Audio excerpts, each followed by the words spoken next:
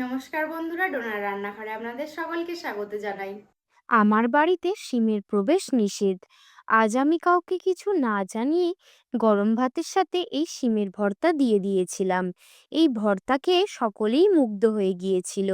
এটা বানানোর জন্য আমি নিয়েছিলাম কয়েকটা শিম, একটা টমেটো, 4টে কাঁচা লঙ্কা, একটা গোটা রসুন এবং 2টো পেঁয়াজ। শিমগুলোর শিরা এইভাবে ছাড়িয়ে নিলাম। এরপরে পেঁয়াজ দুটোকেও এইভাবে কেটে রাখলাম। টমেটোটাকেও এইভাবে অল্প করে চিড়ে রাখলাম। এরপরে এই সবজিগুলোর উপরে তেল দিয়ে ভালো করে তেল মাখিয়ে রাখলাম। গ্যাসের ওপর একটা জালি বসিয়ে তার উপরে সাজিয়ে দিলাম। মাঝে মাঝে একটা ক্যাচার দিয়ে উল্টে পাল্টে পুড়িয়ে নিচ্ছিলাম মিডিয়াম হিটে।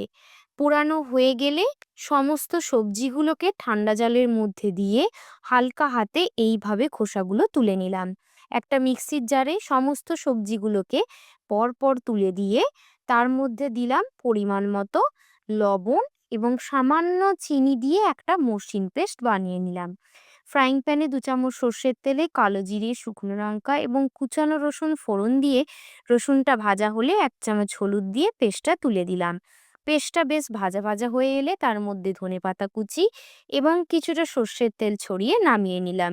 তৈরি হয়ে গেল দুর্দান্ত স্বাদের শিমের ভর্তা।